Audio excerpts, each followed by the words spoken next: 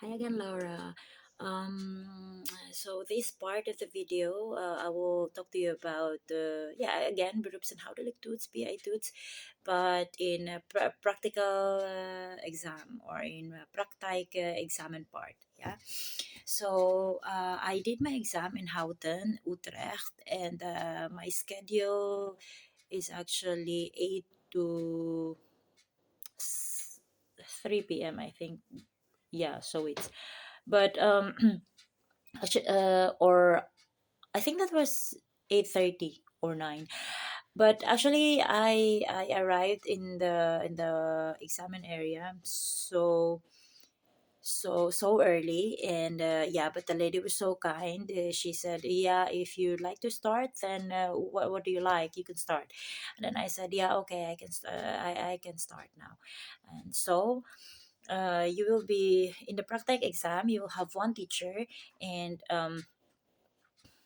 you go straightly to the practice exam room. You will put your things in which side.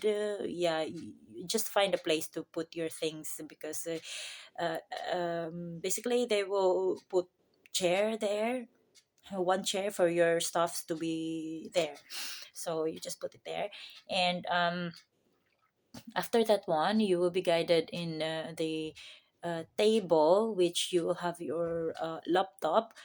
On the side of the laptop, you have your pen and paper and a calculator. And then in your laptop, and then when you just move your head up, you can see a big screen, like a TV screen, like a cinema screen. Yeah, big computer screen, where you can read your case, what is your case for today, and you can just control here in the laptop. But first you will have to do calculation of the medication that you will have to give for your client. So yeah, you will calculate, and so, and after that one, if you are okay with the calculation, the teacher will say, yeah, you are geslaagd. Then you can proceed to your medication preparation. And then if you are if you didn't get the right answer for the first time, I don't know how exactly it is being done, but luckily during my time, I had it the first time correct. So yeah, thank you for the angels. And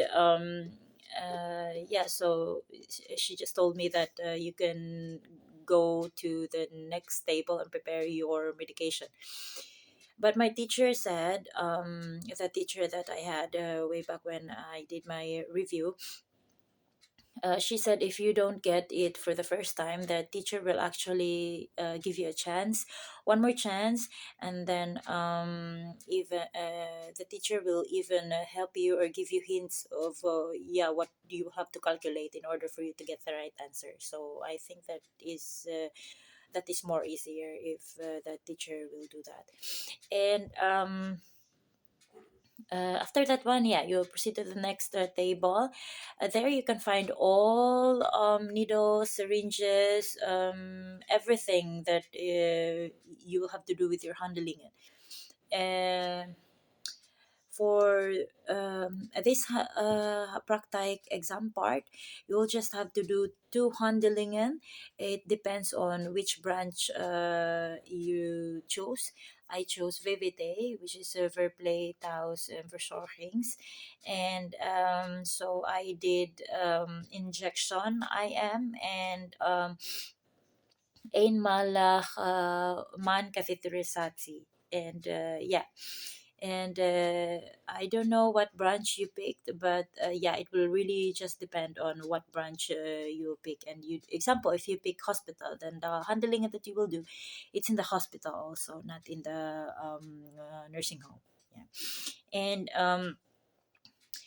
to handlingen, you will do it within 40 minutes only. So you really need to be how do you say, houd in the hat, and you really need to look after your time, that you need to finish it on time, because the teacher is actually so not so strict, but she's so mindful of the time because you really need to finish it. Otherwise, you will get a minus points or minder points, as she said.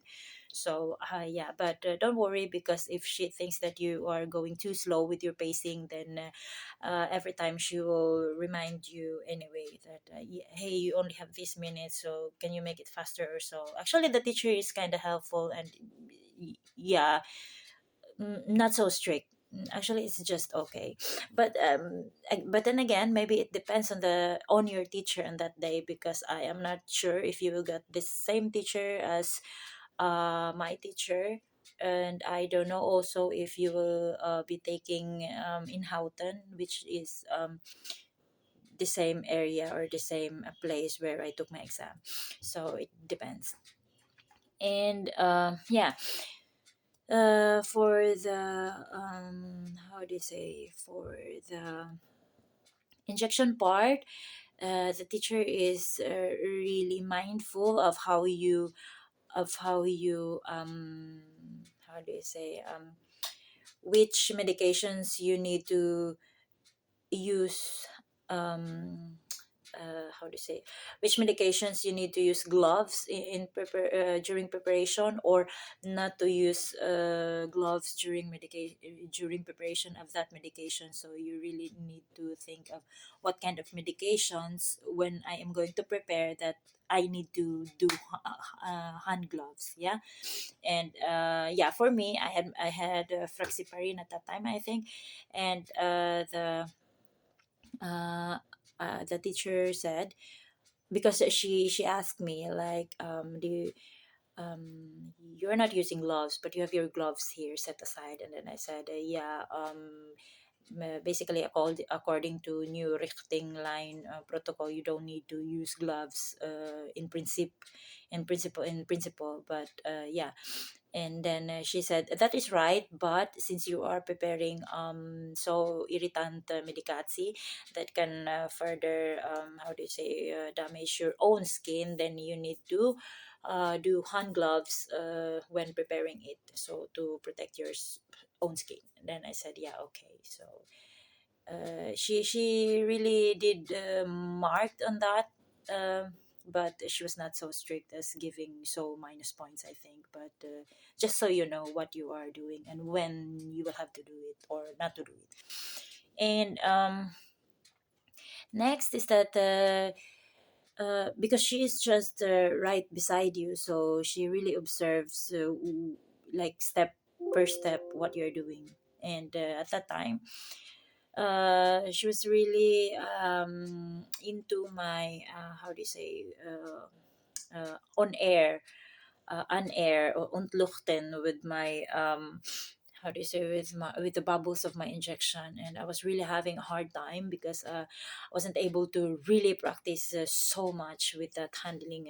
And plus you are really so nervous during the time. And you, since I was the first one taking the exam on that day, and it's just so, it's been piling up all the nervousness. And so it's, and you cannot just so much perfectly think that, okay, und lucht or on air. So, and but even if I took so long in doing that, but she was so patient. And yeah, she will ask you like, did you not really practice well on this? And I just said, really honestly, that I did practice, but it's not so much.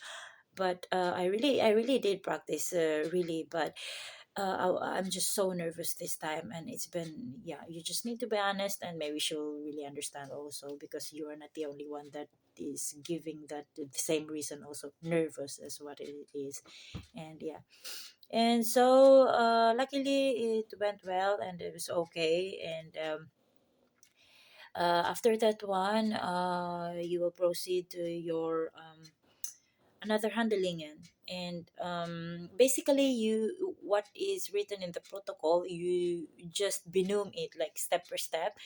You will say, yeah, you've to stemming from the patient of she'll be okay or not, or these days serve for privacy of the patient, blah blah blah, like everything what you learned from the protocol step by step. If possible, you benomed it, because it's for the it's an idea that you are giving to a teacher, that you know what you are actually doing to the patient, or what kind of, you understand what you have to do to your patient. And the more you talk, the more this is just like my perception, but I think the more you talk, yeah, of course you talk according to the protocol.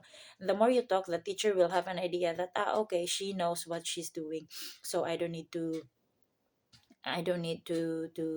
throw questions so much at her, because I will still have to assess her capability to answer or defend herself of doing the handling and so. But yeah, anyway, if the teacher finds it maybe so much information that, every time you do talking, the teacher will actually say like what happened to me. I try to really benum. I try to really enumerate what is written in the protocol, because as much as possible, I don't want any information to that I will forget, or there's a chance that I will forget. So yeah, it's better so much, I think, than so why so little. I don't know, but just what I thought. And she said, you don't need to talk what you're doing, because actually I can see what you are actually doing. And if I have question, I will just ask, so that makes my life easier at that time. And so in my second handling, I did not really say much. I just went through the catheterization and blah blah blah, and then she just asked one thing about putting the white gouge. So it's how do you say, under the pennies, and that's just it. And after that one, yeah, she just said, yeah, okay, goed so, yeah, goed gedaan, and yeah, it's just okay, blah blah blah. And after that one, um yeah, she will guide you to the next room, which is the klinisk part. And yeah, in practice exam, yeah, uh, just be sure to uh, visit VLAN's protocol. um yeah, this spells as this. Yeah, I think you know this already. This VLAN's protocol. Wait, this. Uh, should I write it? Yeah, this VLAN's protocol. You just type VLAN's protocol in, and you will have access to that. Usually it will ask your how do you say, the information about your workplace. It's actually your code in order for you to log in. But I don't know how you will do it. If you will do that alone, from yourself, not the code from your workplace. But yeah, try to, if ever you haven't tried this, then try to ask from your workplace. They know it for sure. And for the computation,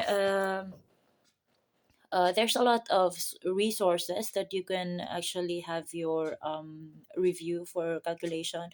It's good if you are really okay with calculating stuffs, medicines, milligram, whatnot. But if you're not, I find this, yeah, just type in YouTube. This is Meneer Meigens. Yeah, can is it readable actually? Basta it's Meneer and then Meigens.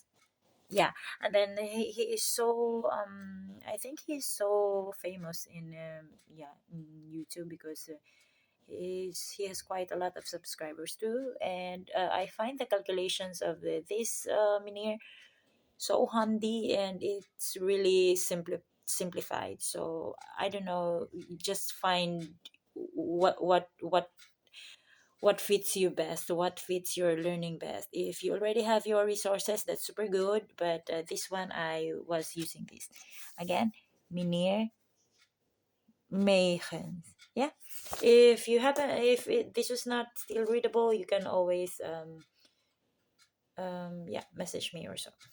And yeah, I'll talk in the next video about the Kleines reading part.